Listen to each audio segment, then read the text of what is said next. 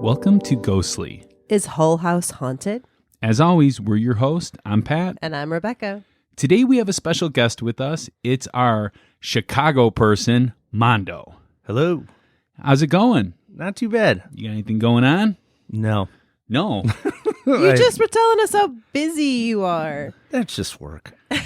What about with the tunes coming out on iTunes?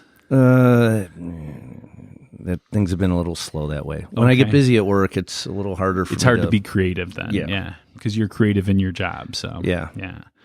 Mondo's here. This is so exciting. Yeah, we haven't Mondo's had you here here for a little while. The listeners are going to be very happy. They are definitely going to be happy. Yes. Today, we are going to be talking about Hull House. And Hull House has a lot of history and a lot of legends. And all three of us visited last year, and we all agreed that this would make a great episode. So we've been waiting. Yes. And the reason why we're releasing this episode now is because December 10th is Jane Addams Day. Yep. Oh. Jane Addams is synonymous with Hull House. And so is the Devil Baby, but we'll talk about that soon. Right. Yes, definitely. Did you have any song for us this time, Mondo? Oh, no. Well, there's a lot of songs, I guess, that could be done for. There's a lot of songs. Well, we'll let you prepare. I was just going to say, think about it. And if it strikes you at any moment, You just hit us up with it. Okay. Well, whole house in the middle of you, I see. Whole house down the street from a good Italian beef. What's the Italian beef place? Yeah. Well, there's L's. That's right. Oh, okay. It's Yeah, right yeah. down the street on Taylor.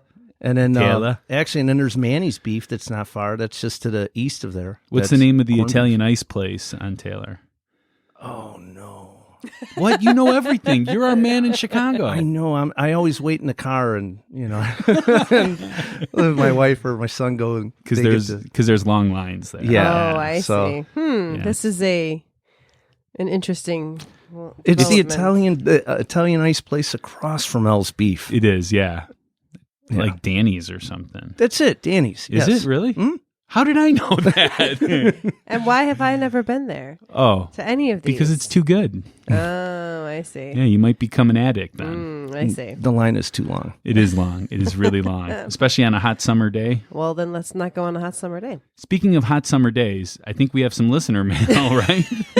Great transition. Thank you. Thank you. No, this is hot off the presses listener Yes. mail. This is amazing. Like 15 minutes ago. Like 15 minutes ago, listener mail, all about our previous episode on the Clown Motel. So this is really exciting. I had something else planned for listener mail, but we will save that for some other week because we've got an anonymous, Ooh. a request to be anonymous listener mail. Wow. Yeah. All right. So you guys ready? I definitely am ready. Okay. Mondo, you haven't heard this, so No. Okay. But I'm ready. but you did hear the Clown Motel episode, right? I did. Okay. Okay. Mondo does his homework. He does, yeah. He doesn't come unprepared. No, he's always prepared. Okay. All right. I listen to every episode twice. Twice? Is that why our numbers are so good? We have at least 2 downloads per episode then, right? Right. Yeah. Yeah. All right.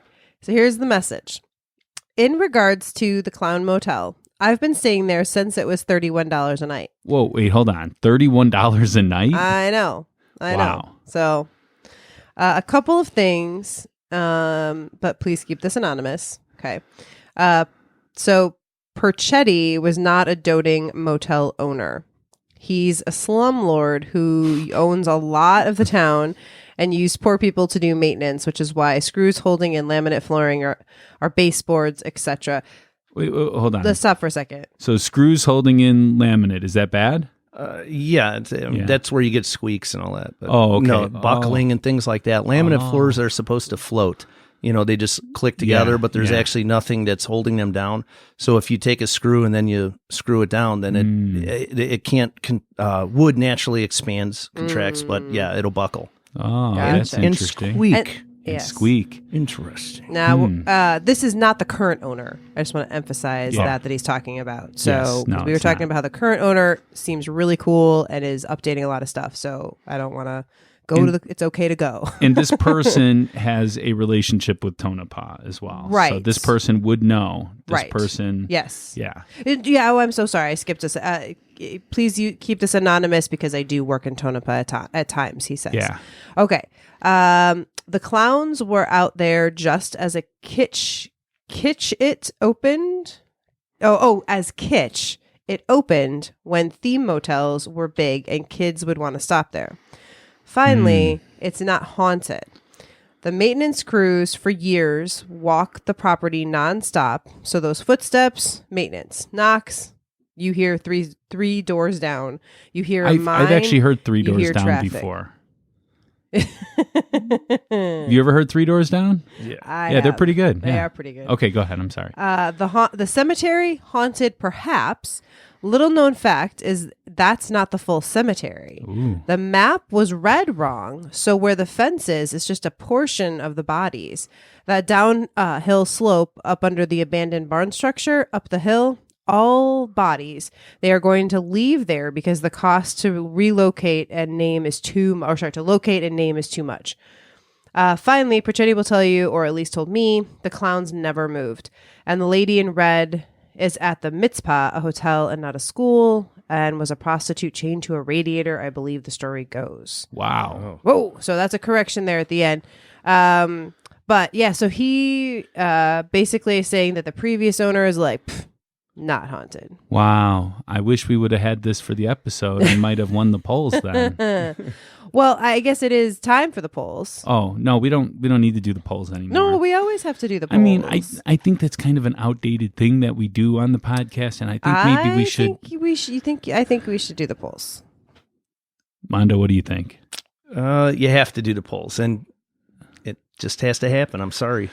We know how this is going to end All for right, you. man, it's like a Band-Aid ripping off. Okay. Just do it, All right? just do Okay. it. Okay. So here we go. In the latest episode, we talked about the Clown Motel, Yeah. and the polls were really close all week. I mean, What? people were like lobbying online, like, you gotta vote for blah blah blah. Like, it was really, There really were people close. lobbying for you? No, actually, What? they were lobbying for you. For me? Yes. What? They were like, Pat's right. We got to give Pat the win. Wait, what? I know. They're like, this is obviously just a gimmick to get people to come to the motel. There's no way it's haunted. People were very, very supportive. Wow. So Even your believers? even some people that are typically believers were saying, Wow. So in the end, it was a 1 vote difference. Mondo, did you vote? I did not. Oh, I always do, but at this time, I just didn't. What would you have voted?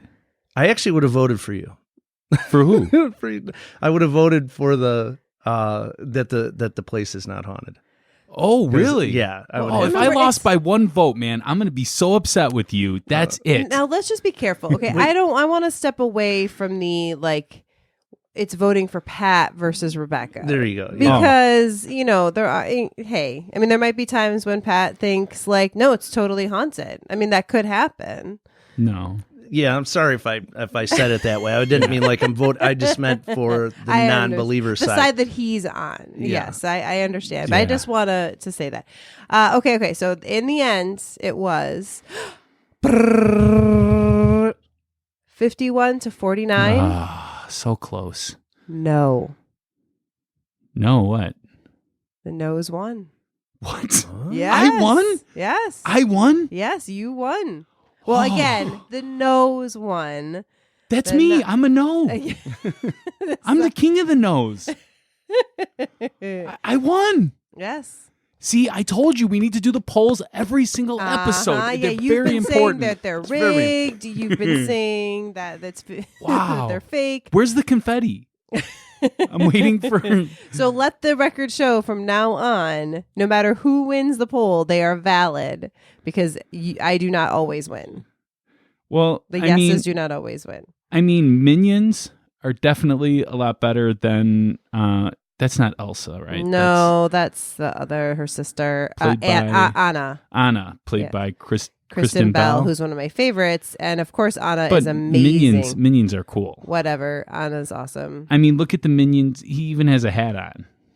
He has hair. Oh, he has hair on. And he has like a shawl or something like that on too. I or don't like know. a He's scarf. performing. Yeah, exactly. Well, so is Anna. So, anyways, okay. All right. Wow. So, wow, there's a lot of talk about the Clown Motel again. Yes. And I really enjoyed doing that episode. It was one of our shorter episodes because there wasn't much history. Right. It was one of the newer things that we've done. It was built in like the 80s, right? 85. Yeah. 85. So yeah. today that's not going to be the case. No, today's going to be a longer episode. So I hope you guys all have your Pop-Tarts and your Dr. Pepper ready. I do neither of those things. Or your Christmas cookies. Your Christmas cookies. Christmas is coming. Christmas is coming. The most ghostliest time of the year. Yes, definitely. You ready to tell us the ghost story about Hull House? Ooh, yes. Okay, you guys ready? Yes. All right. We're not allowed to talk during her ghost story. I'm listening. No, She we makes gotta sure set the mood. that when she tells her make-believe story that we are not allowed to talk because it sets the mood. Oh, yeah. Yeah, no. You don't have to tell me twice. All right. Yeah, you're the only ready. one that's weirded out by that. Okay. You and your friend have a mission. Find a house suitable to house your idea to serve the community and help bring people together and improve the lives of women and children in the neighborhood. So you show up to a place you're pretty sure is going to be the one. The agent gives you a tour of the downstairs, and it's amazing. This large property has many rooms that will work really well for the services you envision. But the agent balks at showing you the upstairs. You question her. How can you know if this property will work for you if you can't even see half of it? Eventually, she relents and takes you upstairs. Everything looks beautiful, except there's just one weird thing. There's a pitcher of water sitting in front of the door to the attic. When you question the agent, she tries to laugh it off and direct your attention elsewhere, but you just can't let it go. It's so odd. The agent finally relents and tells you, the previous tenants claim that the spirit of a woman haunts the attic, and she would come downstairs and be seen wandering around. So they put the water out in the belief that spirits could not pass over running water. You all laugh at this silliness. But after leaving, you start to wonder why the agent was so nervous about showing you the upstairs, and why didn't she just remove the pitcher? So this is like a second-hand ghost story coming, like this is you're envisioning Jane Addams in this story. I am, yeah. And so Jane Addams is talking to the agent, the real estate agent-ish kind of person, and that person has a ghost story. So it's coming from that person to Jane Addams to okay. And this is based on, again, a real thing. Yeah. Yeah. Wow. So we'll learn more about it later. Yeah. So we have a lot of history coming up. So maybe we should take a quick break first. I like it. And then we will come back to the history. Sounds good.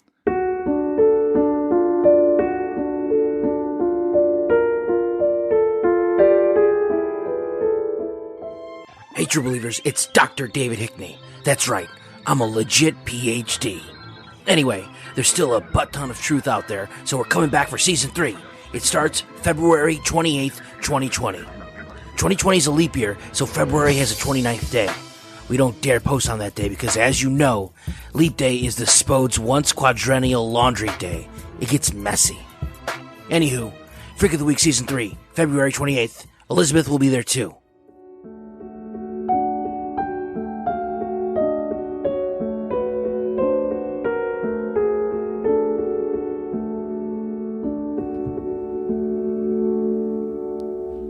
All All right, so we're back, and now we're going to talk about the history of Hull House.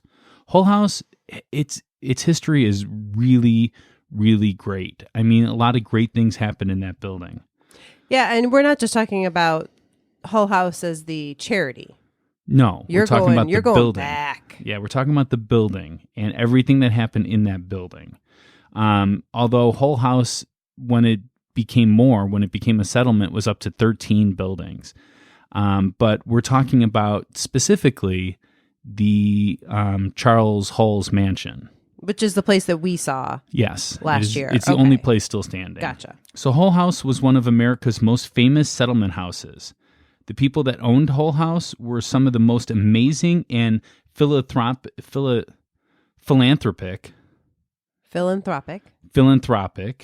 people in Chicago's history. This is more of a history of three people than a house. So we have Charles J. Hull, we have Helen Culver, and we have Jane Addams. So we're going to start the story with Charles J. Hull, as we should. He was born in 1820 and died in 1889. And I couldn't find much about the original owner and name giver of Hull House, but I found his obituary and thought it summed up a good man's life and thought I'd read it here, if that's okay with you guys. Oh, yeah. Yeah. I like that we have some kind of primary source material for this episode. It's pretty good. Yeah, absolutely. So I do want to state, though, that this was written in a very different time. This was written in 1889. And the language may now be kind of offensive in some areas. Yes. But I think the intent of the writer was not to be offensive. It was to show that he helped many people in his life, though. To show that Charles helped many people. Gotcha. Yeah, not the writer. Yeah. The writer might have. I don't know. So C.J. Hull is dead. That's the start of the obituary. Nice. The well-known Chicago millionaire dies at Houston, Texas. The remains of Charles J. Hull, who died at Houston, Texas, Tuesday, are en route to Chicago and are expected to arrive about Friday noon. I like how it's like about. They don't know for sure, but about. Yeah. A cousin of the deceased, Miss Helen Culver, has gone to meet and return with the body, and to her are left the arrangements for the funeral and burial.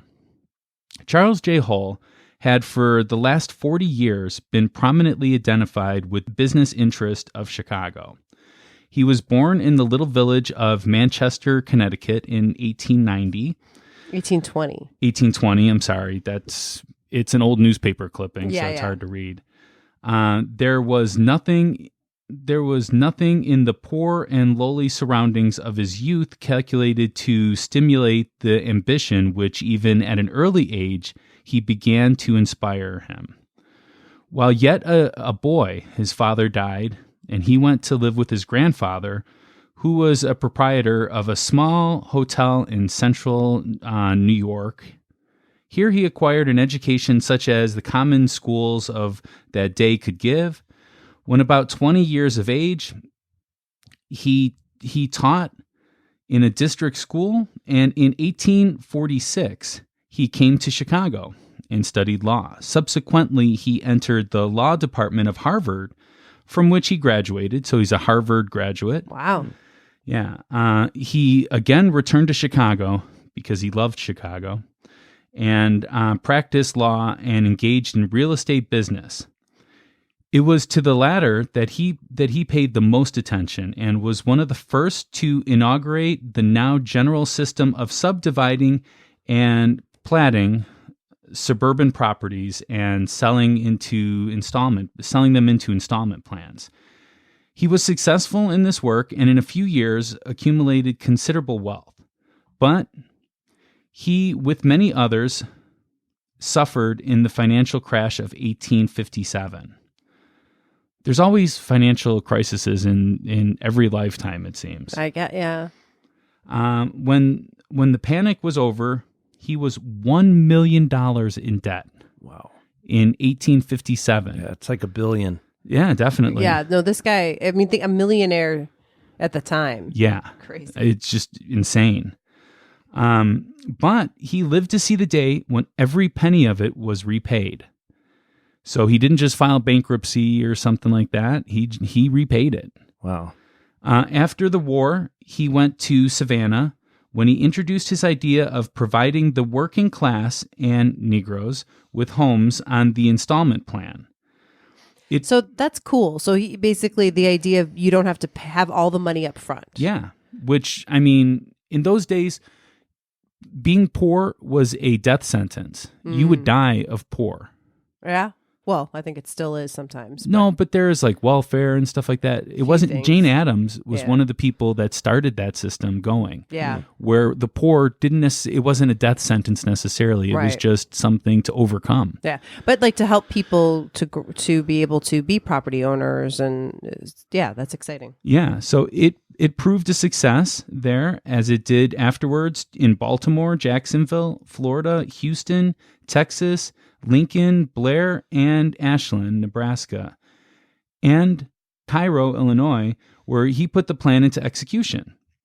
In a letter from Savannah to a friend, he said, "Our enterprise is not a land speculation.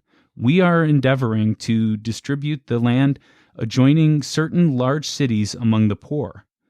If I succeed in carrying out our ideas to its legitimate results, the question of what is to be done with the pauper, the outcast, and the criminal will be solved." So Mr. Hull was a man of indefatigable energy, but he did not cultivate these qualities to the detriment of others higher. He was a philanthropist. He was one of the founders and the first president of the Washingtonian Home, a trustee of and a liberal donator to the University of Chicago, an active worker in the cause of prohibition. The convicts of the Baltimore Penitentiary remember him not alone for his many acts of benevolence, but for his weekly Sunday visits and talks. For years, every Sunday, he gave a talk to the inmates of the Bridewell in Chicago, and he devoted much time to the question of prison reform. He was ever active, and just prior to his departure for Texas upon business, he boasted of having never taken a play day in 40 years. I take plenty of play days. He leaves no immediate relatives. His wife died some 30 years ago. That might come up later. 30 years ago, and his 3 children since that time. His wealth is estimated to be between $4 million and $5 million in 1889. Wow. Wow. Yeah. Yeah. That's amazing. Yeah, more people need to be like Charles Hull. Yeah. I mean, just think about that. I mean, how much he traveled to. I mean, he didn't just. This is amazing because I think we always think of Hull House. We all think of Jane Addams, and we're going to talk about her and all the amazing things she did. Yes. But we don't realize that she chose things were named after this man. It's not like Hull House. I always thought it just meant it had a meaning that had to do with like helping the poor or something that I just didn't know. I didn't realize it was named after a person. Yeah. And so this is so great to learn about and an it amazing started, human. I mean, think of all the things that he did in that house, all the decisions that he made to help the poor. Mm-hmm. And then to think about, Helen Culver came after him, which also was a philanthropist, we're going to find out. And then Jane Addams. Mm-hmm. I mean, this house is symbolic of good. Right. Yes. Definitely. Yeah. And the name Hull Yeah. House should be synonymous with good. Absolutely. So the building, it's at 800 South Halsted Street in 1856. So the way that this was written, I got this from the Wikipedia page. Mm-hmm. I wonder if the address has changed. Oh, I don't know. So I don't remember exactly what it is, but it says in 1856. So it made me think that either that or it was just talking about because it was built in 1856. The building was located in what had once been a fashionable part of town. So the picture I took when we got there, the address says 800 South Halsted. Okay, so it just has to do with the idea that it was built at that time. In 1889, when Charles Hull died, it was not located in the best of areas. So it was partly due to the rapid and overwhelming influx of immigrants into the near West Side neighborhood. So we were talking before the show, me and Mondo were talking before the show, and this was this was a couple blocks north of Maxwell Street, right? Correct. So I remember Maxwell Street growing up. It definitely was not one of the best neighborhoods, No. but I felt safe there for some reason. You ever go get a Maxwell Street Polish at like 3 a.m. and you feel safe? No. What? Yeah, I got a Polish at that time, and yeah, I did not feel safe. I had somebody asking if I wanted to buy hubcaps and tires. Did you buy the hubcaps and tires? No, I got my my food and got out of I'm there. not sure where the hubcaps and tires came from. Yeah, and interesting story about that area is my mother was driving home from a job on the north side, and she was coming home at about 3 a.m. And what they would do is they would take pieces of tires. The people that whole area, for people that aren't from Chicago, have to understand it was, just a real bad area. There were people living in shacks. I mean, this is 20 years ago, and people lived in shacks out there along Halsted Street. But also, when people are talking about like Chicago blues, that's where it started, Maxwell Street. Right. Yeah. Well, what they did is they put a bunch of nails in a piece of tire and they threw it out there, and my mother got a flat at between 3 and 4 in the morning. Oh my God. And she just stayed in her car, and she said the car directly behind her happened to be a tow truck, right? You're thinking like, how convenient. It actually was. Oh, wow. The guy lived a block away from us, and he said, "Lady, I got to get you out of here." Wow. Hooked her up and took her away. Oh, thank Wow. goodness. Brought her home. Wow. I don't know. I always felt safe because of, people bartering and stuff like that over the prices and stuff. I don't know. I just it was a predominantly black neighborhood, and I felt safe as a white guy just standing in this neighborhood. It was really weird to me. Yeah, I mean, I never had any issues where somebody bothered me or anything like that. It's just, the rest of the city was kind of cleaning up, and it just seemed like a forgotten area at the time. But you had mentioned people living in shacks, and that is exactly the kind of area that Jane Addams wanted to go into. True. Now, you guys are talking in the past tense that it was this, it was that. How would you describe this area today? Fine. It's beautiful. It's amazing what it looks like now. I mean, there's townhomes, all the high-end restaurants. It's nightlife, and you would never suspect that. But that's very anti-Jane Addams, though, I would say. I mean, Jane Addams didn't want to keep bad neighborhoods, but she wanted all of us to meld together into one. Right. The Not push poor people and out. Well, on the plus side, it's just there are a lot of student dorms there. There also, is, so I think it's UIC. Yeah, UIC is where Whole House is, which is 2 blocks north of Maxwell Street. Yeah. UIC moved Maxwell Street. Right. The home of Chicago blues, the home of getting a good deal on a hubcap. Yeah. If you would have bought those hubcaps, man, you would have loved them. I probably just would have bought the hubcaps so that the guy would leave me alone. Maybe hang them on the wall as a memento. Don't go out at 3 a.m. Just a reminder. But those Polish sausage, man, they were good. They're very good. Yeah. They're worth it. Yeah, definitely. Well, I will say, UIC is expanding a lot. It's grown a lot. They're building a lot in that area. So Charles Hull gave the house to his cousin mentioned in his obituary, Helen Culver. And I'm going to talk a little bit about Helen Culver, too. Helen Culver was living in DeKalb, Illinois. Not too far from us. No, and we have at least one listener that lives in that area, too. Yes, that some of our listeners may be familiar with, but we're not going to name names. Yeah, we can't name names because we don't want people to go to DeKalb looking for him. In 1853, she started a private school in Sycamore, Illinois, in an abandoned schoolhouse and taught at the Dow Academy. I like how she took over an abandoned schoolhouse and was like, nope, this is still a schoolhouse. Yep. It's not abandoned. In 1854, she moved to Chicago and served as a teacher and principal in various Chicago schools. And when Charles Hull's wife died, Helen Culver and Charles Hull became closer. Helen eventually started teaching Charles Hull's children as well. So she was like a private teacher for his children. She was a nurse during the Civil War. She started working with her cousin Charles Hull in 1868 and continued until she died. So she became an official employee of his in 1868. Gotcha. Even though she worked with him before that. She inherited not just Hull House, but Charles Hull's business after his death. So that $4 million, $5 million, she inherited at least the lion's share of that. Wow. She was a philanthropist as well, and donated Hull House to Jane Addams as well as much needed startup money. And at first, she just rented Hull House to Jane Addams for no money, and then eventually gave her the house. Wow. Helen Culver died in 1925. Wow. And again, that kind of goes with Charles Hull's plan, it sounds like, where he was all about, trying to help people get to a place where they could own something. Yeah. Yeah.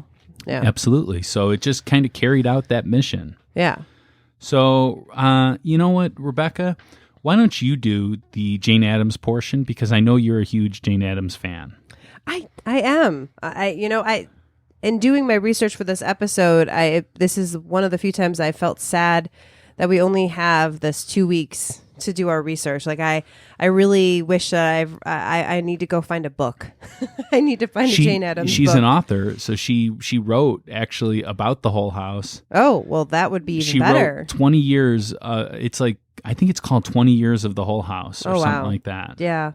That and a biography, and I just need to read a lot more about her because there's just so much more to her than even just Hull House. She's a fascinating woman. Very fascinating. And definitely was part of the suffrage movement.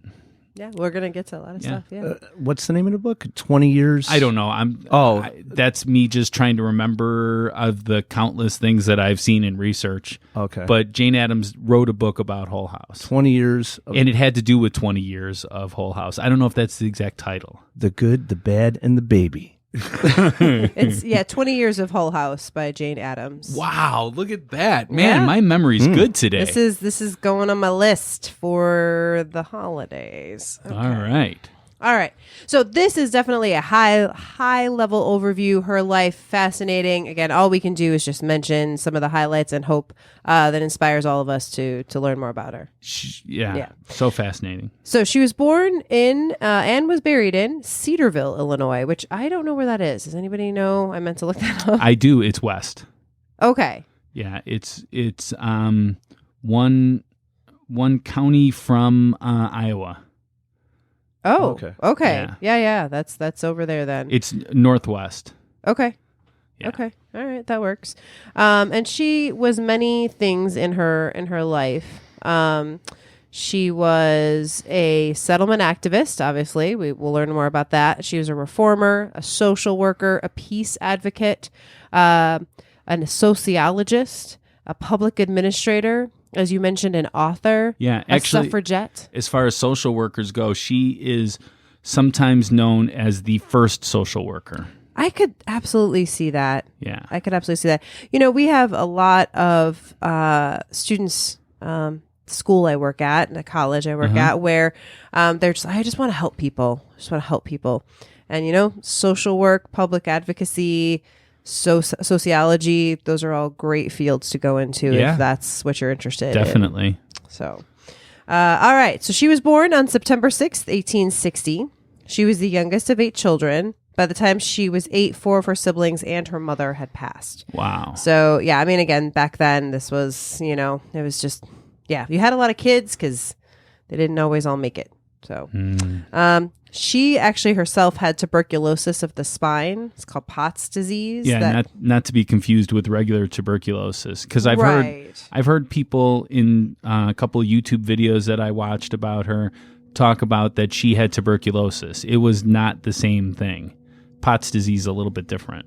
Yeah, because this one, tuberculosis you think of as coughing, and it's kind of a different thing. But so it caused her spine to curve, and it was just an ongoing issue for her throughout her whole life. Yeah, any pictures you see of her, you'll see her kind of, hunched over. And So she had a limp, and she kind of thought herself ugly, especially as a child. She remembered not wanting to embarrass her father when he was dressed in his Sunday best by walking down the street with him. She kind of felt nervous about that. She idolized her father too. Absolutely. And her father, John H. Addams, was one of the founding members of the Republican Party.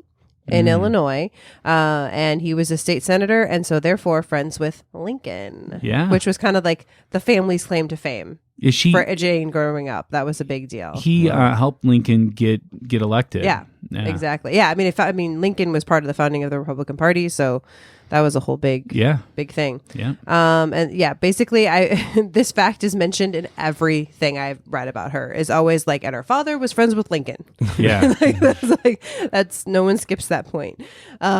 She became interested in helping the poor when she read Charles Dickens. Oh, so, if you read any of his novels, I have. Yeah, it's always about, can I have, please, sir? Can I have some more? He's very Get out of the way. Yeah, exactly. Yeah. No, but he's famous for kind of exposing the poor in London. Yes, and so that kind of even though she didn't grow up in a city. She was able to kind of see that. Well, we always turn a blind eye to people less fortunate than us. We walk right by them in the streets.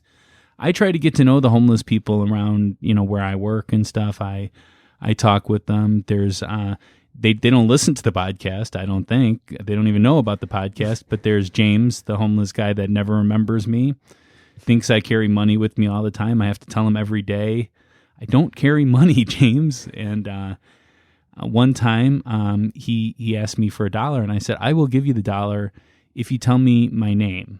And I had just introduced myself to him the day before that. And James was like, your name is Robert. It's like, no, it's not. Your name is James. Your name is, listed about 10 names, and then I gave him the $1. I was just going to say, please tell me you gave him the $1. Yeah, but I held it over his head a little bit. No, I'm just teasing. I gave him the $1. James is cool. Okay. Mondo, are you friends with any homeless people? I have been. And I have been. And that, but did they try to sell you hubcaps? We weren't friends long after that conversation ended. No, it was like the friendship is over. But we were on friendly terms at that time, and it was like, So nobody should ever try to sell you hubcaps. No, that's a sure way to unfriend you. If I'm waiting in line for food, come on. Yeah, you want your Polish sausage. Yeah, that's all. Nothing against the Nothing against the hubcaps, but yeah. Okay. So unlike some of us, as a child, Jane Addams wanted to be a doctor so she could work with the poor. Like, I have to say, I was not that altruistic as a child. As an adult, I've definitely changed my career path so I can hopefully be of more help to people. But I wanted to be a saint. Oh, there you go. That's what I wanted to be when I grew up. Well, it's not too late. It still could happen. No, it's too late. It's really too late. That doesn't happen till after you're gone, they could. It's too late. You could do some amazing thing. Look, there's a reason why I'm not going for president. When the obituary's written, Patrick Harrington is dead, died, has died. Yeah, they could put all kinds of nice things in there, and they could. But nobody will ever know. They won't, though, I'm sure. Oh, I'm sure they will. Yeah. All right. Okay, so this is, she was one of the first generation of women in America to graduate from college. She graduated in the top of her class from Rockford Female Seminary in 1881. Wow. So she was this new generation of college-educated, independent women that historians call the New Women. So it was a seminary. Isn't that for, like, nuns? I think that's kind of the old school term, but I don't think that necessarily. Or I think it may be that it was kind of a religious focus education, but it was still college. She herself, I didn't put this in here. She herself wasn't necessarily super uber Christian. Okay. Like, she was Christian in the fact that, like, she's Christian, but, like, she kind of was bothered sometimes by the extreme Christianity that would be out there. So she kind of shied away from that. But and I think part of that was actually going to school there, if I remember correctly. Her father died, unfortunately, when she was in her 20s of appendicitis. She inherited $50,000. Oh. which was the equivalent, this is what I read, of 1.3 million in today's money. Wow. So now let's backtrack a second. Yeah. If Charles Hull That was in the had billions then. 5 million, right? Yeah. That's billions, right? That's just wow. So she moved to Philadelphia with some family members and began to go to medical school, which was her dream. Unfortunately, she needed to have a spinal operation, because she had that tuberculosis of the spine, and basically kind of all of this, the stress of being in medical school, it just caused her to have a nervous breakdown, basically. Yeah. Like I think, again, father dying, family dead, but also physically struggling to do the work. But also, I think for her, it was much more about she wanted to help people, not necessarily the medical part of it. Absolutely. Anyway, so this combined with her stepmother getting ill meant that she had to stop going to school, medical school, and she did not become a doctor, and she moved back to Cedarville. So for the next few years, she traveled on and off. But in 1888, she visited her friend Ellen Gates Starr in London. The pair visited Tonabee Hall, which was a settlement on the city's East End that provided much needed services to poor industrial workers. And Addams basically vowed at that point to bring the model to the United States. And I think you had told me this, that she actually had read about settlement houses before as well. Yes. This was just her actually seeing it in action. Yeah. And you said too, she traveled to some other places as well. Without Star. Yeah. Just to see how they worked. Yeah. So basically that's the reason why she went to Europe, was to visit the settlement houses. It was for nothing else. It was not like a vacation. No, she had planned out all of these places to see and to bring this new concept to America. Yeah. She's like, this is it. This is what I want. Yeah. And so I thought it'd be helpful to have a definition of a settlement house, which, by the way, I think she again had her own kind of variation on this. But for her, a settlement house was a place that tried to lower the boundaries between culture, class, and education. Kind of like what you said earlier, she wanted to bring everybody together. It wasn't that she just wanted to help the poor. Right. It was more like, we need to all get to know each other. We need to all work together, and I want to help everybody. Even people that have money still have issues. Yeah. Just like everybody. And she 99 wanted to problems, help everybody. So there could be a community art center and social service facilities, again, just kind of bringing needed, again, not just about like, I'm going to give you money. Yeah. Or, but it was like, I'm going to start kindergartens and preschools and training for people, and, and also just, again, a place for us to hang out and get to know each other so that we're not strangers. Yep. Absolutely. So they could learn from one another and seek common ground, and then go into action. Yeah. Because maybe then these women that have money meet these people and realize, oh, they're good people. And they then have great ideas, but Right. they just don't have the money to facilitate these ideas. So but that's all that I have is money. I don't have great ideas. Exactly. So Let's I'll put it give the money to together. that person. And Exactly. So in 1889, after Charles Hull passed, Yes. Addams and Ellen Gates Starr co-founded Hull House. It was in settlement house September. in Chicago in September. Yeah. The house was in need of repairs and upgrading. Jane would pay for a lot of the repairs until the people of Chicago started chipping in. So once it started to become like a bigger thing, then she started to get money for it. And as you said, also expand beyond just the original house. Yeah. The wealthy women of Chicago, including Helen Culver, as you said, donated, but she also gave money to up the upgrading and fixing up of it. The Hull House was a center for research, empirical analysis. So again, that's where the sociology and the social work comes in. It was science, it was about getting data that you could then use to justify programs, study, debate, as well as a pragmatic center for living in and establishing good relations with the neighborhood. So again, people did live there. But yet also came there on a daily basis, maybe, or weekly or a monthly, right? It was just kind of a place that you could drop by. Some people just brought their children there for kindergarten. Yeah, exactly. Yep. The aims of the Hull House was to give privileged, educated young people contact with the real life of the majority of the population. So I think also too, again, I mentioned the new women, right? So there's this group of educated women that come from money and they want to do something with their life. They don't just want to from in Europe, and if you 100 years before, it would just be about tea parties and living your fancy life. Well, I like finger sandwiches. Right, exactly. Yeah. But With cucumbers. but now, not that they still didn't do that, but they wanted to have more meaning than that.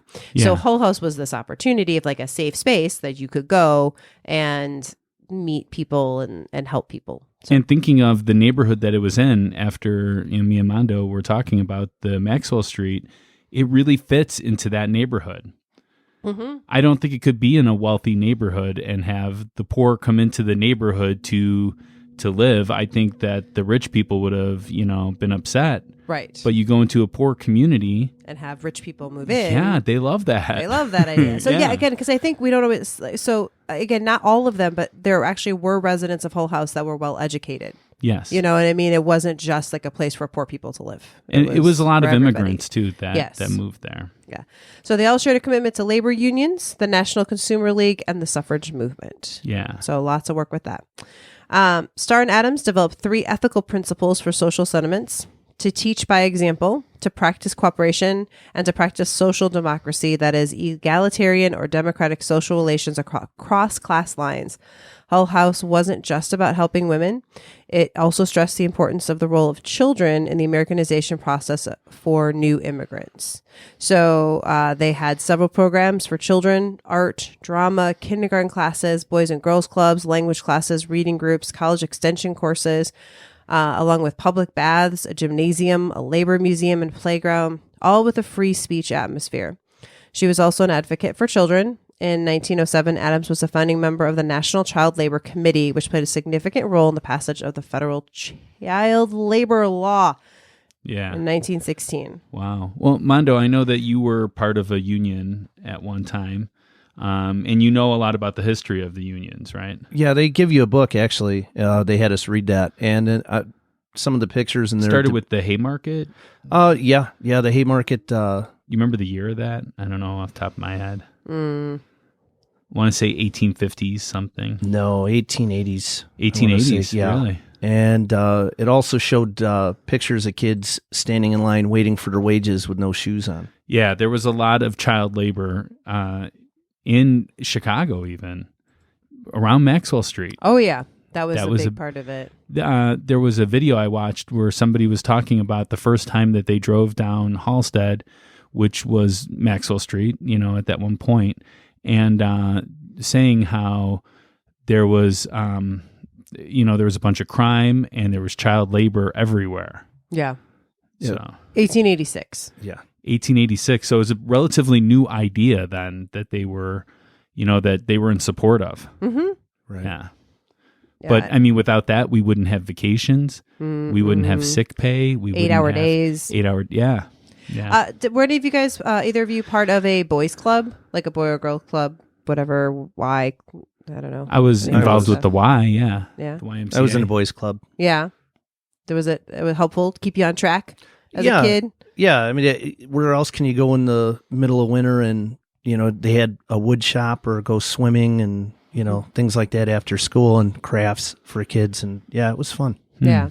I was a brownie for like 2 years. I was a Boy Scout. I never made of it to course. Girl Scouts. Oh, you didn't sell enough cookies? I just didn't care for it. Oh, okay. It wasn't your thing. It wasn't my thing. You didn't want to be around other people. Or Yeah, I don't know. That's too cool for that. I don't know. Oh, okay. All right. So a lot of the things that we, enjoy today, and I'm not saying that she started all of those, but she definitely brought a lot of them to the Chicago area. Yeah. For sure. I was just thinking of that. Could there have been a YMCA without a Jane Addams? Could there have been a Boys and Girls Club without Jane Addams? Yeah. I don't think so. Yeah. Or it wouldn't be the same that it is today, Right. Where there are safe places for children to go after school. Yeah. Absolutely. And yeah. That's big. Yeah, absolutely. So some other things, just a few more. Again, she had a big life even beyond Hull House. She was president of the National Conference of Charities and Corrections from 1909 to 1915, the first woman to hold that title, and became active in the women's suffrage movement as an officer in the National American Women's Suffrage Association and pro-suffrage columnist. She was also among the founders of the National Association for the Advancement of Colored People, the NAACP. So what is the suffrage movement? Can you sum that up? Well, the suffrage movement is all about women's right to vote.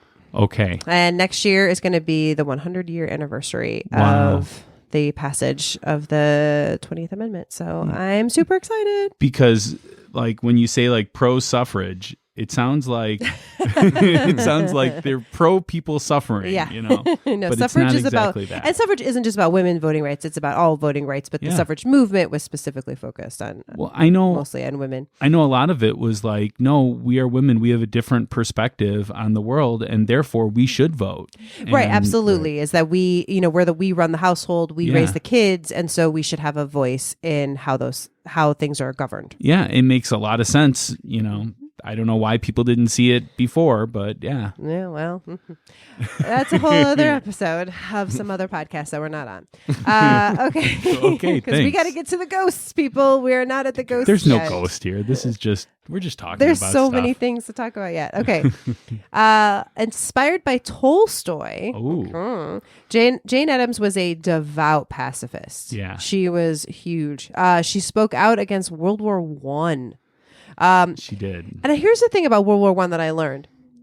World War One was actually a lot more like Vietnam than World War Two when it comes to whether or not people agreed we should join. Well, because they didn't attack America. Right. Once you attack America, that was our way of getting into. Well, plus, by the way, what was it? Yesterday or day before was the anniversary of Pearl Harbor. Pearl Harbor, yeah, the 6th, I think, right? Yeah, 7th. 7th. Oh, Sorry, 7th. Yes, Or the 7th. 5th or the 6th. One of those days. 6 is the armistice day or whatever. Anyway, I think it's the 7th. It's the 7th. Yeah, it is. Sorry, older people. Sorry, boomer. But no, the idea though that it wasn't a universal thing because World War One was so like, well, this treaty says that if they attack you, we got to go. Like it was just a different thing. But people were upset with her. It did ding her popularity for a little bit of a time. But for her, really, it wasn't about that war. She just hated all war. She just was someone that was like, no, the only way that we can solve these things is with talking. We don't need to go to war. But basically, it led to her being the first American woman to receive the Nobel Peace Prize in 1931. Okay, so this last part is a little bit more personal and is a matter of debate among historians, people. Some of it is. Some of it is. I mean, some of these things are facts. It's just how you interpret those facts, I guess. One word of what you're going to say is debatable. Yes. But an important word. Yeah. So Jane Addams was romantically tied with only 2 partners. That's the word. That's the word, the romantically part. Yeah. So again, we're just, we are 2019 and we're going forward and we'll interpret this in maybe a way that they wouldn't have back then. Yeah. I don't know. But she was linked with Ellen Starr, who we remember was who she went with originally to London and all of that. Yes. And then later, Mary Rosette Smith. Which actually would have not been a part of history if not related to Jane Addams. We actually forgot all about Mary Smith, and she was a major contributor, if not the biggest contributor to Hull House. Yeah, she was doing a lot of the work while Jane was going off and giving speeches. Yeah, and doing stuff. all her stuff. Yeah. So Mary Smith and Addams lived their life basically kind of as if they were married, right? Well, they said we're that married. they're yeah. I mean, how you interpret that again, they remained together until Mary died in 1934. Jane called her dearest one. It was said that Mary Smith became and always remained the highest and clearest note in the music that was Jane Addams' personal life. Aw. It's very sweet. Early in 1934, Jane had a heart attack and Smith nursed her at home, neglecting her own illness. So Smith succumbed to pneumonia, fell into a coma, and died on February 22nd, 1934. Wow. So she put herself, she helped Jane to the detriment of herself. Yes. So I thought it'd be appropriate to read a poem that Jane Addams wrote to Mary Smith. Okay. Okay, because I like poetry. All right. One day I came into Hull House. No spirit whispered who was there. And in the kindergarten room, there sat upon a childish chair a girl both tall and fair to see. To look at her gives one a thrill. But all I thought was, would she be best fitted to lead club or drill? You see, I had forgotten love, and only thought of Hull House then. That is the way with women folks when they attempt things of men. They grow intense and love the thing which claims from them a smile or tear. Like mothers who work long and late to rear their children fittingly, follow them only with their eyes and love them almost pityingly. So I was blind and deaf those years to all save one absorbing care, and did not guess what now I know, delivering love was sitting there. That was very touching. Yeah. And that was written by Jane Addams? Written by Jane Addams. Wow. Yeah. She died on May 21st, 1935 at the age of 74 of cancer. Oh, so that was like a year after. Yeah. Yeah. When she died, she was the best known female public figure in the United States. Hull House and the peace movement are widely recognized as the key tangible remnants pillars of her legacy.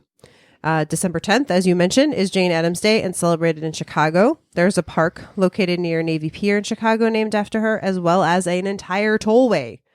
It is the Jane Addams Memorial Tollway. Yeah, that was more recent. Right? That was pretty recent, I think. Wasn't it the Ronald Reagan? Is that the Reagan one? It's 88, right? It's 88, yeah. I'm pretty sure. Mondo. Our Chicago guy.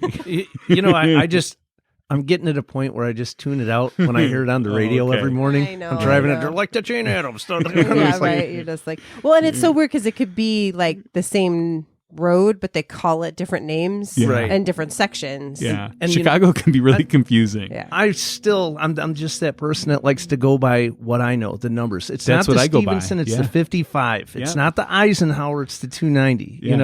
Even, and I do the same thing with all of our trains here in Chicago too. We have the red line, the orange line, the green line. Well, they used to be the Howard line, the Ravenswood. I still think that way. I don't think that way. I think of them as the red line. I do think of them as line. the color, yeah. What do you think of Ogilvy?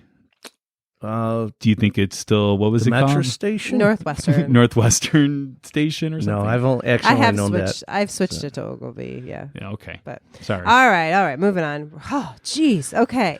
So, Pat, we are finally onto one of the biggest stories and the reason that people associate this with haunting. Yeah, it's a shame that we take all of this greatness and people, when you say Hull House, this is the story that they bring up. Yep, pretty much. So it's one more bit of history that we should talk about when we talk about Hull House, and that's the Devil Baby. Devil Baby. The Devil Baby we legend. Need a song for the Devil Baby. Oh yeah. Oh, all right. Anyways, I don't have a song, but I don't have a song either. Thanks for giving me time to think of this. Sorry. Devil Baby. Just yeah. It's a Rob Zombie tune. Oh, okay. There you go. Yeah. So the Devil Baby legend was a local story that immigrants and deeply religious people, especially Catholics, started to tell. It was in 1913, and a Catholic woman married an atheist. Yeah, right? The man refused to have a picture of the Virgin Mary on his wall, saying that he would rather have the devil in his house than a picture of the Virgin Mary. That can be arranged. Ooh. And there's various things people say that he ripped up the picture. Other people said he just was like, nah, I'm good. I don't want that here.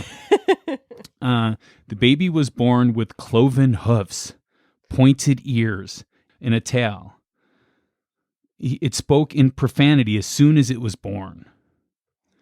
So the baby comes out and it's like, well, we can't swear on our podcast, but yeah. So as soon as he was born, he ran around the table shaking his finger at his father. And some stories say that the baby snatched a cigar from his father's lips. The father soon caught him and took him to Hull House. Supposedly, Jane Addams kept him in the attic and denied his existence to anyone that came to the house. Some stories say that Jane Addams baptized the baby, and other stories say that when they tried to baptize him, he ran away As a baby. as a baby and was never seen again.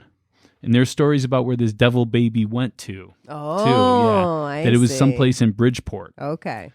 Yeah. Really, I'm serious. Yeah. That's what it was. And he grew up and then later had a dance in a ballroom and jumped out of a window. Yes, yeah. Wow. That's a crazy story, yeah. Oh my gosh. After 5 weeks of people talking about it, the newspaper finally did an article on it. They didn't take it serious until they just kept talking about it for 5 weeks. This story might have influenced the Italian bride story that we told in episode 2 of Ghostly. If you haven't listened to that, we referenced Devil Baby. Yeah, we do. And it's honestly one of our favorite episodes. I enjoy that one. It was the research was weird. And Yeah. all I have to say is corpse cheese. Yeah. Go check it out. That was your saying.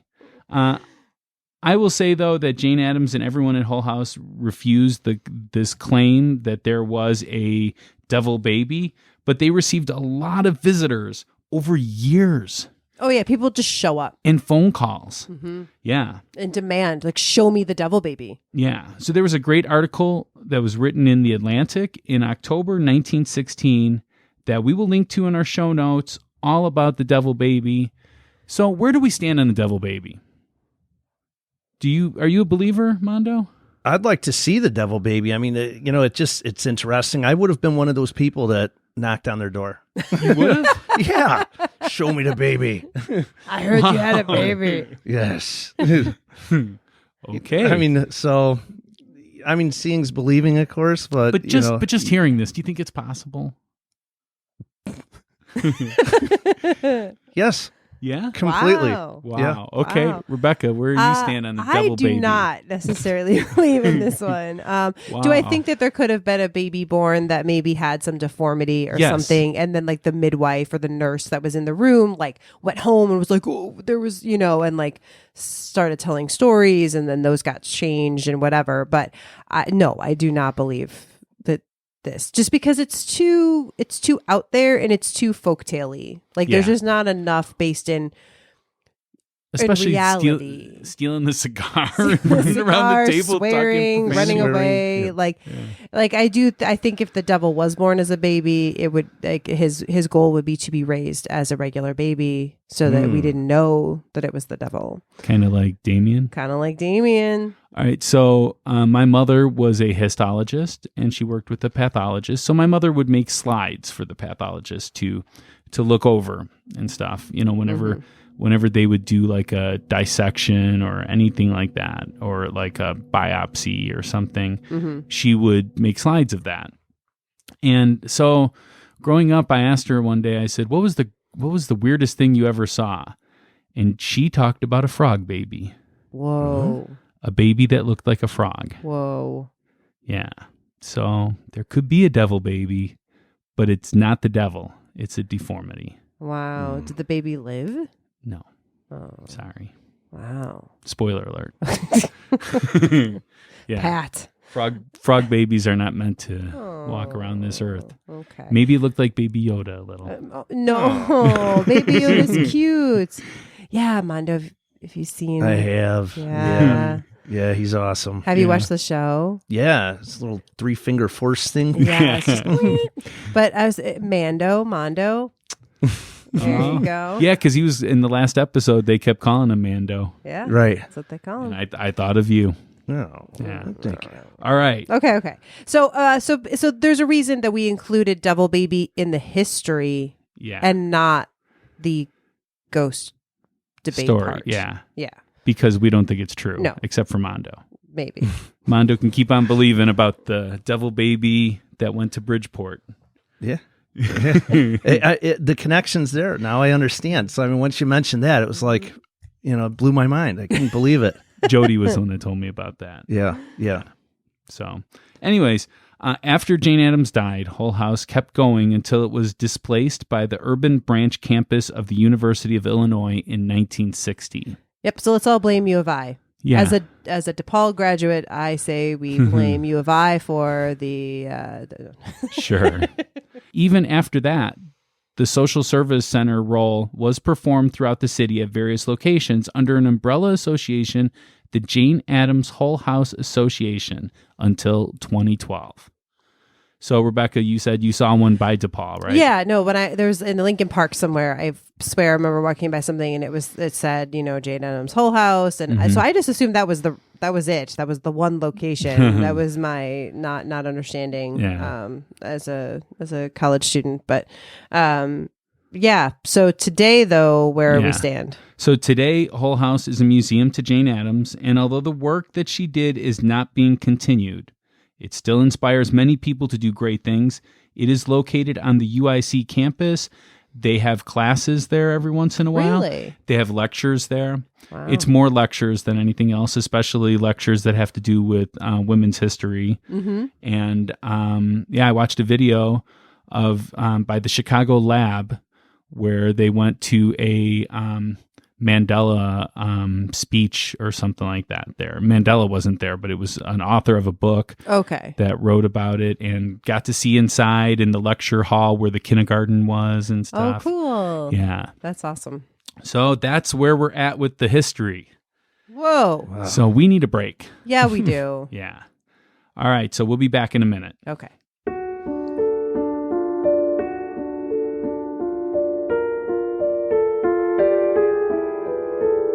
Hey, Pat, fall is in the air. Ooh, yeah, it is. Yeah, and that means cooler weather, football, and of course, shopping. Shopping? Yeah, back to school shopping, starting college shopping. I got a new job shopping, new season shopping. I just like shopping. Oh, okay. I get it. Change means time to get some new stuff. And I bet our listeners would like some ghostly gear. Oh, yeah, great idea. What kind of gear are we talking about? I don't know. How about some ghostly t-shirts and sweatshirts? Yeah, and not just ones with the ghostly logo, because those are really cool. But how about also hashtag Team Believer to really show our team colors? And hashtag Team Skeptic, of course. So we've got men's and women's styles, and even kid and baby sizes. So cute. It is very cute. And I also added a phone case and a water bottle. Nice. Where can our listeners get all this great ghostly gear? That's pretty easy. If you want to get ghostly gear, just go to ghostlypodcast.com and click on merchandise up at the top. Perfect. Go to ghostlypodcast.com and click on merchandise to get your great ghostly gear.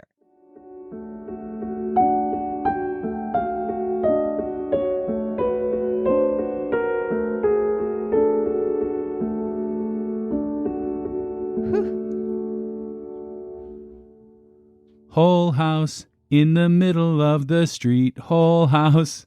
It is owned by UIC. All right, we're back. All right. Ready to do this? Yeah. So now for something completely different. It's time to talk about ghosts on Ghostly. Ghost on Ghostly. It's exciting. Yeah. Well, I think the history has given us a good foundation. I think we needed that. Yeah, it's an important history. Yeah, it is, definitely. And I learned a lot from I'm it, almost so. ashamed that we have to bring up ghost stories about such a lovely place. Well, Jane Especially fake Jane Addams herself talked about at least one of these ghosts. It was the tuberculosis in her spine What? that Be made her see nice. ghost. When they talk about, I've never heard tuberculosis of the spine. So it just made me think, it was tuberculosis a person or something? Is that where that came from? And then, he discovered these different things. I don't know the history of tuberculosis. Tuberculosis is a disease of the lungs usually, but this time it manifested in the spine, and it's called something else because of that. It really doesn't have many of the same similarities, so I don't even know why they would say that. I've never heard of that kind of thing before. But what if Pott's you're disease. walking with a limp and it's like, oh, you got tuberculosis in the knee? Yeah. You know, I don't know. I think I've had tuberculosis of the brain a couple of times, and it's caused my brain to cough and not be able to debate properly. Okay. Interesting. I don't know. I'm just saying.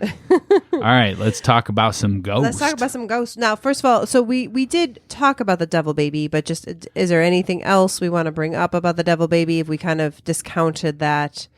I've discounted it a long time ago. We only have I mean, one person here that has a belief in the devil baby. It's the most famous paranormal story. I don't even think it's really a ghost story. It's more kind of a paranormal devil It's story. more like a Bob After Dark topic. Yeah, that's true. All right, Bob. You get on that. Yeah, Bob. Talk about devil baby, Bob. Yeah. Well, after our discussion, would we give a number to the devil baby? Yes. Let's do our ghostly ranking. All right, you want to go first? It was 0 to 10. You 0 to 10. No, you go first. You always go first. Oh, I do? Yeah. 0. Okay. 0. 0% that the devil manifested in a baby, took a cigar from this guy's lips, started running around the table, swearing at him, and pointing his finger at him. How was he holding the cigar if he was pointing his finger at him? There's a couple different versions of the story. There's also a story for Jewish people of the devil baby At Whole House. at Whole House. So Yeah, that's another reason why. Whenever there's multiple stories for different people, there's no truth to it. All right. 0. 0 for Pat. Mondo. No, How about no. you? Rebecca, why don't you? No. Oh, all right. All right. I'll go. I'm going to give it a 0. What? Yeah, Wow. I am. I'm also going to give it a That's 0. the first 0 you've ever given. It is. Welcome to the club. Yeah, well, just this once. Is it Don't because of the expect clown it. motel I've converted you over No, now? no. But this one, it just does seem really far-fetched Yeah. and not real. After you read the Atlantic article where they just talk about all the phone calls and the people stopping by, and it was just kind of this weird cultural thing that people globbed onto, and Even Jane Addams denied it. Exactly. And she also talked about, as I'm going to talk about in a moment here, other ghosts that she saw. So it wasn't like she don't. didn't believe in paranormal things. So, hey, if there was it, I think she would have said something. All right. What's your ranking? 0 to 10. Well, I grew up in Bridgeport, and we had the story of the guy that jumped out the ballroom that had hoofs on for feet and landed in the concrete, and he ran off too. So, Of course, they always run off. Everybody from Bridgeport knows that story, and Yeah. you just solved the mystery, man. It wasn't did. me. It was Jody. Well, no, Jody's you one that made the told me. connection between the adult. The baby came from. Jody told Whole me House. that the baby went to Bridgeport. Whoa. Yeah, so Jody did it. You I can don't blame know who Jody. this person Props is, to but- Jody. go He's a with it. fellow Bridgeporter. Okay. Yeah. And yeah. And a Raiders fan. And so Did you give it a 2? I'm going to give it a 10. I mean, it's a totally lot of people plausible. I mean, talked about it, and maybe it was just a deformed baby. I don't know. I heard from old people, not just Jody. I first heard the story from somebody that lived 2 doors down from the ballroom, and she believed it. She was maybe in her 70s, and she told me that. And Wow. are you kidding? But okay. She was Is there serious. you believing the ballroom hold story? on. Let me That's the grown-up version of it just makes so much sense now. It started over there. It's just 2 neighborhoods over. The little kid ran off screaming, pointing his finger with a cigar. And I mean, he ended up 2 neighborhoods over where he probably, maybe he lived in one of those shacks not far away, maybe under the bridge in Bridgeport. And one day he found a suit, got a suit, went to the ballroom, had a dance, jumped out the window. Yeah. You know, Now, okay. it all makes sense. See, what you are rating this on is based upon the idea that there could be a hoofed person. But is that person the devil? Oh. Is the devil Is it did the devil paranormal? did the devil become a baby and do all these things? I guess not. So where would you stand on that with ratings? 0 to 10. It'd be different if there was an old man story. There was an old man with hoofs. Baby, middle-aged, old man. We could kind of follow it, but in Market Park area. Okay, yeah. It's so I guess it. Sorry, everyone out there. I guess it wasn't the devil. It was just some little brat that had deformed feet. So where would you give the devil? The baby? devil. I guess a 0. A Yeah, 0 too. So you went from a 10 alright. to a 0 did. just on the idea of what we are talking about. And that's a Right. lot of times what this is we're talking about 2 different things sometimes.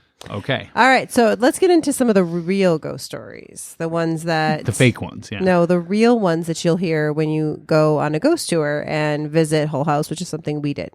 Okay, so our favorite, Oh, props to Tony. Oh, props to Tony Zablowski for being an amazing tour guide and telling us so much awesome information. And as it's always. for Chicago Hauntings, right? Chicago Hauntings tour. Yeah. Yep. Okay, so the devil baby. No, the Hull House has its own woman in white. Oh no. No. As we know, you've got to have a woman in white. She's back. It's a second floor ghost. So this is the second floor ghost. Yep, she's on the second floor for the most part. But I'm just saying, we're now classifying them as first floor ghosts and second floor Well, ghosts. she haunts the second floor. So here's the thing. People claim that it is the late wife of Charles Hull. Okay. So I was reading Charles when he built the house, moved into the house, whatever it was, with his wife. She died after just a few years of them being in the house with two small children. And then that's when the cousin started coming and helping out and all of that. So she did die in the home, and people claim to see her, throughout the time of the house, and maybe even still. She haunts the main bedroom in the northeast corner, but there's some stories kind of the attic or just different places around kind of the upper floor. The previous tenants of the house before Addams rented it said that they saw the spirit. So it was a couple different things. It was like an elderly home for the elderly, and they had furniture and stuff. I don't know. There was just different. It was just a couple different things in the little bit of time before she rented it. But they were the previous tenants that put the pitcher of water out. The only thing I have with that is they talk about it being something about running water, but a pitcher isn't really running water. So anyways, but that is a real thing. And Addams actually originally slept in the room where Mrs. Hull died and where her spirit allegedly was. While she was there, Addams did claim to see Mrs. Hull a few times, but she figured she really didn't think she meant any harm. She was a woman who had lost her life, didn't get to raise her babies, just, haunted the place. Despite all of that, she did decide to move to another room. And they didn't close off the room, though, right away. They did have guests stay there. Mrs. Louise Bowen was a lifelong friend of Jane Addams, and she stayed there, allegedly saw this ghost. Canon Barnett, sorry, I just found this one this morning, and his wife supposedly also saw that when they were staying there. And Jane and Mary Smith themselves, as I mentioned, claim to have seen a woman in white glide away past through a locked door. There's a lot of sightings of this woman in white, basically. This kids that were there thought they saw her. And she mentions this in her book, The 20 Years at The one Hull you House. didn't read. The one that I didn't read, but I you read put on a your thing. Christmas list. I put it on my Christmas list, but supposedly in her book, she mentions these ghost stories. Okay. So what do you guys think? Well, I'm going to let Mondo go first. Yeah. He's the guest. Well, it seems like a lot of people saw the same thing. Mm-hmm. And for them to put a pitcher of water out there, that was because of something that they believed. I mean, they did that for a reason, Mm-hmm. and I guess it's documented that they put the pitcher of water out there. So, I mean, aside from that, why would you just do that? Right. So it's not like it but there's little kids that saw it. There's, older people that saw it. So, yeah. So, okay. I'm going to say, first of all, the pitcher of water is because people believe that ghosts cannot go through water, which would debunk a lot of our previous stories like the Peshtigo fire and stuff like that. I mean, these people died in the lake, and the ghost somehow got up there, right? They came from the person, so they had to go through the lake. So, but that's a belief that there was. I believe that this is founded in superstition, and I believe that it was superstition. They heard that someone had died in the house, so they did that just for superstition. And because of that superstition, because of that pitcher of water, it made everybody see or think that they saw something or expect to see something. And when anything happens, it could be the lighting was really bad. We were one of the first cities to have lights, electric lights, we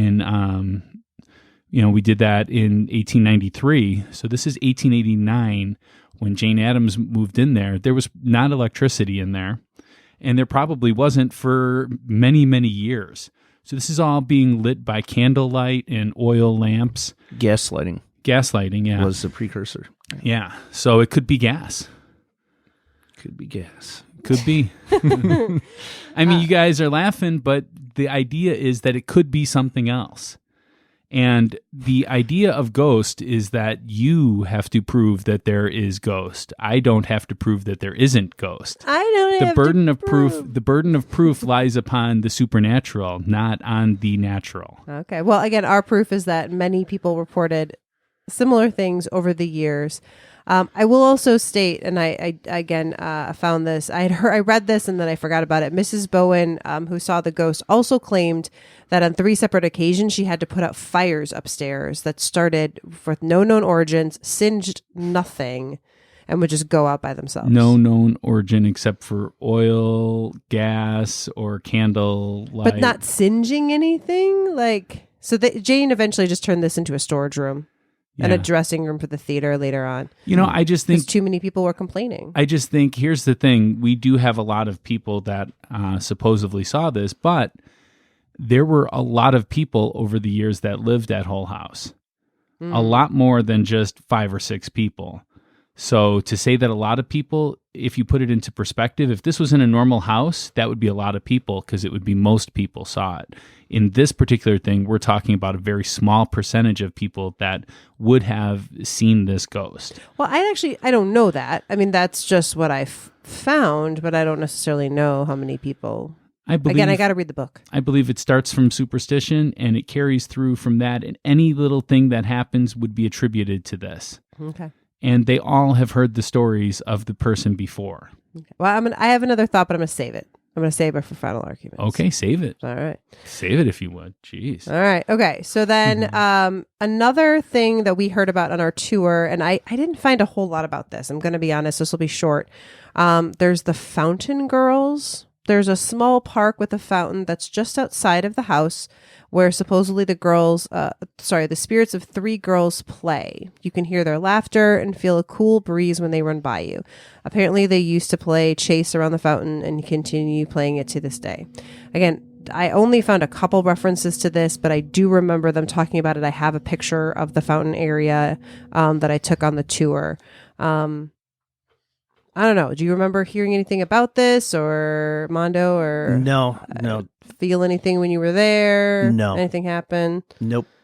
Yeah, and I walked around it. I walked around the house. Basically, you could go all the way around it, but I didn't get any sense or feel for anything. Mm-hmm. No orbs or anything. Not. I know how much you like the orbs, so not there. Not there. Okay. No. Well, it's tricky because we couldn't go in the house. Right. So I have pictures and they look like there's things in them, but there's not because it's going through, you could only look through a window. Yeah. So I can't say that there's anything in there from my pictures, but there's other pictures. Okay. That I'll put on the thing. Is there any pictures of the 3 girls? No, not that I could find. Any video of the 3 girls? Not that I could find. Mm-hmm. That just seems kind of suspicious there then. Right. There's all these stories about the 3 girls that play at the fountain. Right. But we have no proof of the 3 girls that play at the fountain. Right. Now, you said you had a story about Fountain Girls, or did you not want to tell the story of the Fountain Girls? Oh my God. You don't want me to tell that story. No, we don't have to tell the story. That's fine. You met some girls at a fountain once. We'll just leave it at that. Yeah, while under the influence. Now, I just remembered do we want to do rankings for Yes. the Woman in White, and then Yeah. we'll do the Fountain Girls, and then I've got one more. Woman in White, I'm going to give it a 1. Okay, Woman in White is a 1 for Pat. Yep. For Mondo, do you want to go next? You want me to go next? Sure. I'll say a 5 because lots of people saw it and they put an object there, the water to. But a 5 would mean that you have a lot of doubt still about it. So where does your doubt come from in this? What is your questioning? Okay. I'm just asking. I'll move just it up asking. then. No, like don't. an 8. I'm No, just because asking. I have less doubt and more belief. I'm not trying to influence your number. I just want to know your I like feelings. that your attempt to get him to be more doubtful has just increased his belief. That's the best. All right, so I You also were supposed to supposed to destroy them, not join them. Star Wars quote. Yes, thank you. Yeah. Doing a rewatch right now, getting Yeah. ready. I am also giving it an 8 for the woman in 8. white. Wow, Yes. that's pretty strong. Mhm. Now, how about the Fountain Girls then? 0. 0 for Pat, Mondo. Well, okay, wait, hold Okay. on. 0 that they are ghost Okay, playing in the fountain. gotcha. Okay. They might have overheard little girls playing in the fountain or Mm-hmm. something like that, but they were not ghost. Okay.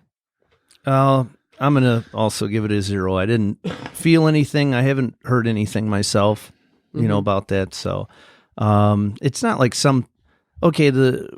why would that have left an impression that the 3 girls were running around the fountain?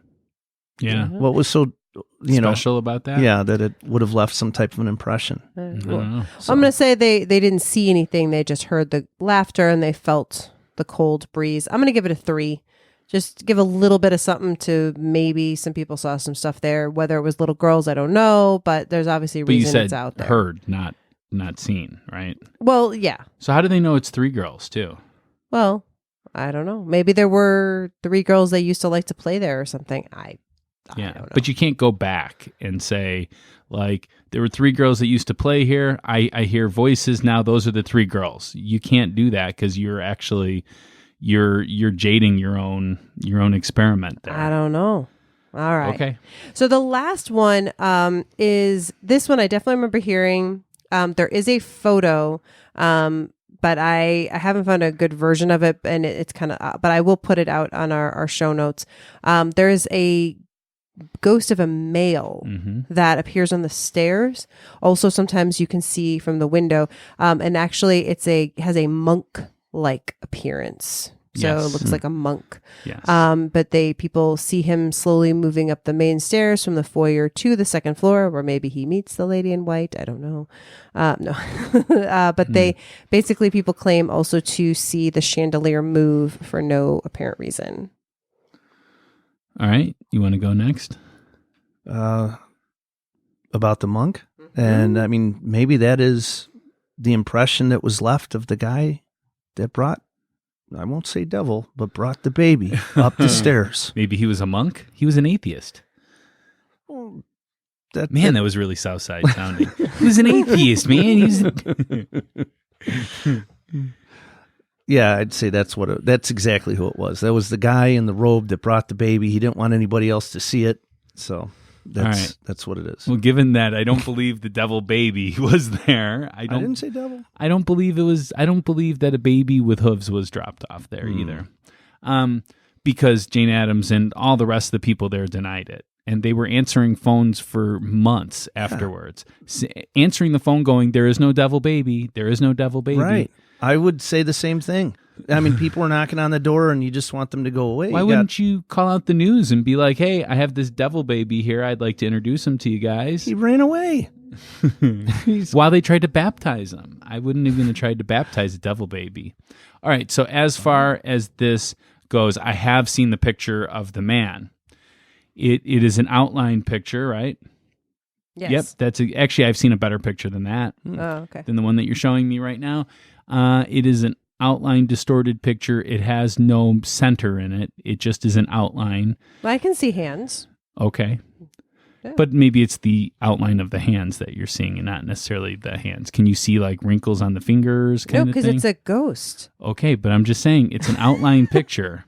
No, it doesn't look like an outline picture. It looks like you can see a figure. Okay. Well, yeah, you could see a form of a figure. Yeah. But that's what I'm saying. You don't see anything in the center. You don't see eyes. You don't see a nose. I can see like a face-ish. Well, I haven't looked at thing. your picture much. I'm talking Okay. about the picture that I've seen. Okay. And from what my first impression of it was it looked really cool. It was standing at the base of the stairs. Mm-hmm. I never saw it anywhere on the stairs in any of the pictures or anything like that. So its movement, I would question. Mm-hmm. And therefore, I'm thinking it's just some kind of effect of the camera or the lighting that's there. Now, the chandelier moving, that's kind of typical of an old house like that. It's going to creak. It's going to move. Things are going to settle. It's going to happen like that. Chandeliers can move. They can. They're not bolted down on all sides, so it's not that weird. They're a dangling piece that if any weight was to, if anything touched the bottom of the chandelier, it moves the whole chandelier. It doesn't take much force to do that. So it could be the wind. It could be anything. But if people don't feel, it's not like they're saying like we didn't feel gusts of wind or any reason. And I'm sure this is not just our little chandelier in our house. Like, yeah, he did that. I did that to prove a point. I barely touched this chandelier, Sorry, and I it's solely moving. should have let you believe the chandelier was actually moving right now. I looked down at my phone and then I looked up and the chandelier was moving. That's what happens when you don't pay attention. But no, But this is like a again- big, heavy chandelier in this big mansion. Again, maybe it was a situation like Mondo. Maybe they weren't paying attention, and all of a sudden they look up and it's moving, but they didn't see me there pushing it. I'm just saying that just because that there is this outline of a figure doesn't mean that there's a figure there. It could be an overexposure of the camera. It could be like a duping kind of thing. And although I've seen several pictures of it, it makes me think that maybe there's a lighting thing. It's always in the same spot that I've seen in the pictures. But people have also just seen the figure, like walking up the stairs. I mean, this happened to be they got a photo of it, but there's been other sightings of this. But you're acting like just because someone said something, it's fact. You don't take all that I say as fact. Everything that I'm saying is debunking these facts, but you don't believe it just because I said it. You believe everything that you hear other people say about something supernatural, but you don't see it. It's their word. They said that they saw it. But there's a confluence of evidence. I mean, again, if it's several different people saw something. Hey, don't use those fancy words with me, okay? And you know, so it's like security guards would see the figure of the monk in the window, or different people. So it's not like it's just one time, and I'm just totally believing one person and what they saw. What I believe is there's not enough evidence to say that this is a ghost or that this is a figure that's moving around. I'm saying that it could be because they took the pictures through the window. It could be because lighting was at the bottom of the stairs there, because every picture that I have seen is from that exact spot. Well, I think it's just the one picture. No, there is a picture in color. Well, someone might have colorized it. We'll see. And I'll have to look at that. I'll have to look for the color version. Yeah. But I will definitely put these up. Mondo, what are you thinking? Well, as far as number. Oh, right? Well, or he hasn't really said too much about the monk, did he? You didn't you? No. The number? No. Go ahead. Oh. What do you have to say? Well, I'm going to say something that goes against the believer's side, just to fill people in, because I was there and I looked in the windows. The windows were hazy. Yeah. So I could easily see how a photo that somebody's taking from the outside through the glass would easily get a reflection. And it looks like this picture was taken from the other side of the door, too, because those stairs are stairs you could see right when you're looking in the door, right? Yes. Yeah. So for me, that's the same perspective as what I'm seeing in that picture. Yeah, they could have gotten a picture themselves. Yeah. And that where you just see, their kind of outline. Yeah. And it looks as if it's superimposed. Yeah. Well, this photo's from 1980. There were still windows in 1980. I know, but I don't know. This is from a pretty famous Dale Kaczmarek. He's a pretty famous ghost hunter in Chicago. We've referenced some of his stuff before. I would just imagine, to me, this particular photo doesn't look like it's through the window. There are others that definitely do, and I would agree. There's definitely, though they just look more hazy, and not as good. Again, for me, it's not just based on the photo. I'm not just debating the photo. All right, is it time for numbers? Well, actually, I would like to invite that photographer or that ghost hunter to come on the show and tell us what he saw. Okay. Because we have no perspective into what he saw, just a picture. Yeah, that's true. You don't know if it was zoomed in. A picture what we see on the picture paints 1,000 words, but they're not all coming from the person that took the picture. True. We make up our own interpretation of what a picture is, right? And what goes on around the picture. Our brains automatically make up these kind of things that happen. We make our own stories. Hey, it was an orb. It was an orb. I saw. Absolutely, it was an orb. Sure, it was, man. Previous episode. Yeah, St. Valentine's Day Massacre he's talking about. Yes. At the site of the St. Valentine's Day Massacre, Mondo took a picture of a light inside one of his pictures that moved. Didn't just move; it zigzagged and yes, just it had kind of motion. Yeah, like purposeful motion. Yeah, but again, human-like motion, like somebody was moving it coiled around and springed to the left. I didn't and see then the coil jumped around. to the right. I didn't see that part. Yeah. Okay, well, You it is on our you YouTube need to look channel. at it again. It is on our YouTube channel if you want to check it out. Yes. Forever. All right. Okay. All right. So what number are we going to give the male apparition on the stairs monk figure? I'll give it a 1. You're giving it a 1. All right. We stepped Yeah, it up a moving little up bit. from Moving zeros. up from 0. All right. What do you think, Mondo? Yeah, I'm not going to discount you had a good point about the guy that took the picture, but I have my belief about the haze in the window. Mm-hmm. But I will say that the clothing that it appears that the guy has on does not look like it's from the 80s. You know, it does look much older. So I'll give it a 3. Okay. And actually, supposedly there's even multiple figures. I only see one, but some people say they see more than one in that. I don't know. I'm going to give this one a 6. A 6, okay. So not as high as the woman in white, but definitely still on the believer side. All right. Oh, okay. Well, Are we ready? yeah, I think we should just do our closing arguments. Let's do this. It's time. All right. So, Rebecca, why don't you go first?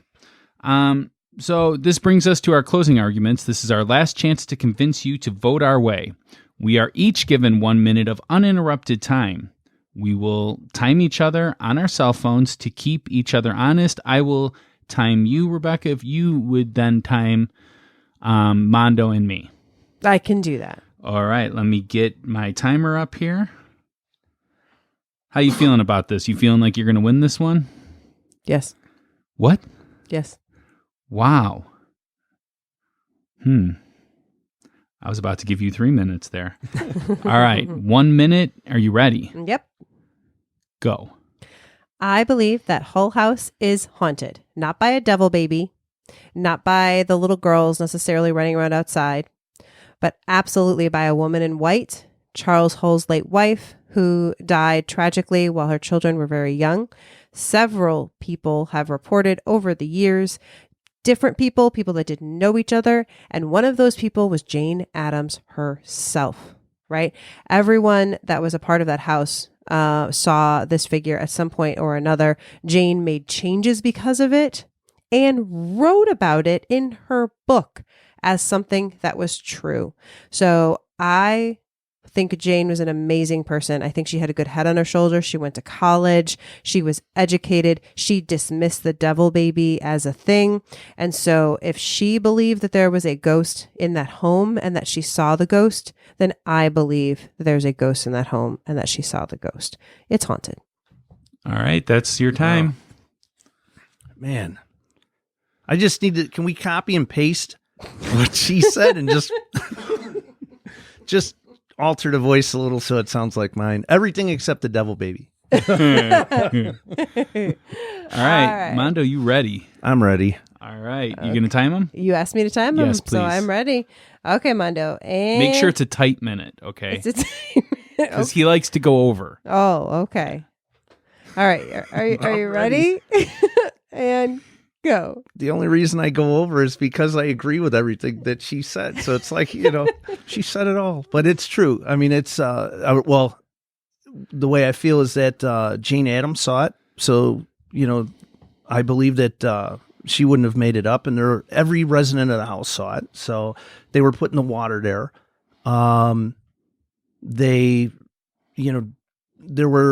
It was a place that helped people. There were a lot of people that went there. So I think there's a very good chance. I mean, a lot of people went through there, a lot of chances for impressions to be left. And, the devil baby, he's real. Maybe not the devil, but yeah, he's real. Okay. And, There's a basis for those stories. yeah. And I don't believe about the girls running around. No, I don't believe that. All right. I don't think they left any impression whatsoever. Your minute has been over for like 5 minutes now. It just ended right now. But you interrupted him. I so. did. I'm sorry. All right. All right. So are you ready? I've been Mr. born ready. Patrick. Mr. Patrick. Mr. Patrick Harrington. Are you? What? Are you ready? I'm ready. That was And on your obituary, it's going to say Patrick O'Hario. Patrick O'Hario has died ready. Ready. He was ready to die. Oh man. He was Sorry. ready for anything. All right. And it's time to go now.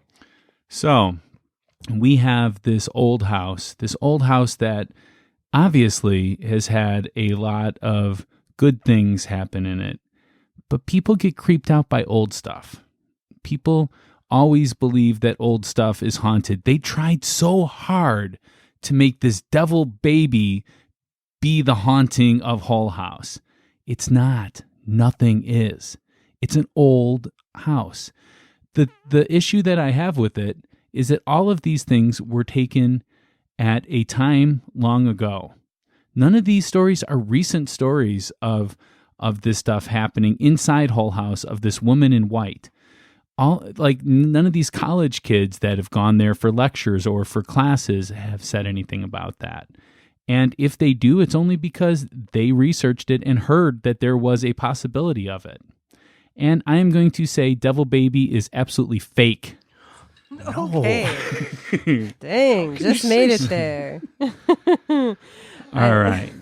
So, Mondo, I want to thank you so much for coming back on Ghostly. Oh, thanks for having me. Do you want to sing your song one last time? No. Devil Baby. And I didn't mean to say it is a Rob Zombie song. Let me correct that. I meant to say it should be sung like Rob Zombie. Oh, in the style of. Devil Baby. I was thinking of the whole house in the middle of the street, whole house. Around the corner where you could get a good Italian beef. Yeah. And there's corned beef on the other side. But I did want to mention something. I forgot all about it. I forgot. I just remembered. You talked about flames that started and then went out. Do you realize that it's only a block and a half away from where the Chicago fire started? Oh, I wanted to mention that. And it was not touched at all by the fire. Yeah. Yeah. Wow, it's one of the only, there's like 3 buildings that were untouched by it. Yeah, and it was that close to it. Yeah, that's right. Man, the rankings just went up. The numbers. Right? The number is up. Oh, yeah. Did we give our overall haunted? We just do it for the individual stories, right? Well, we did do it for the individual, so do we need to do it for the overall? I think we're okay. Well, or we can. All right. What is your number, Rebecca? My number is 7. All right, Mondo. Okay, 7. I'll agree with you. Yeah, I mean, though the fire thing is almost pulling it up to an 8. Yeah, right? yeah, that changes everything. It really does. Okay. All right. For me, it changes nothing, and I'm going to stay at like a 1. Wow, that's pretty low for you. Yeah. Oh. He wants to believe that everybody was overcome by the gas fumes, and that's what they saw. Yeah. The gas fumes from the lighting. They did, absolutely. So do you have anything going on that you'd like to talk about? No. He's got to stop working. Yeah.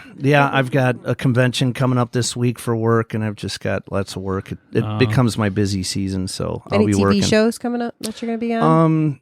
TV shows I'll be on?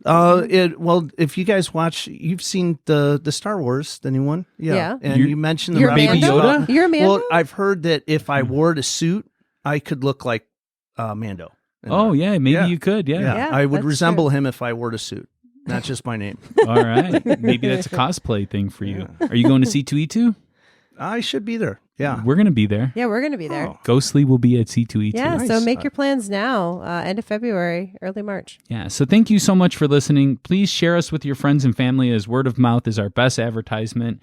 And if you haven't yet, hit that subscribe button. If you're listening on YouTube, make sure not only to hit that subscribe button, but hit that little bell next to the subscribe button so you always get notified of new episodes. And remember, everything is free. Everything is free. So Nothing costs money. You can listen anytime for free. Well, it costs me money, but it doesn't cost them any money. Exactly. We'd love for you to rate and review us on Apple Podcast if you have the ability to do so, and you love Ghostly. Yeah, we love to hear what you think. And if you've got that 5-star rating for us. And if you give us a 5-star rating from now on, we might even read it on the show. Ooh. Oh, yeah, and an actual review. Yeah. Yeah, we might have a review section. Ooh, that would be new. So write that review. We are still figuring out what we're going to be doing for our Christmas episode, but that will be coming out on Christmas. Yeah, on Christmas Day. So Christmas Day. we're trying to think of something fun and Yeah, last year Mondo came in and we told stories and everyone believed my story.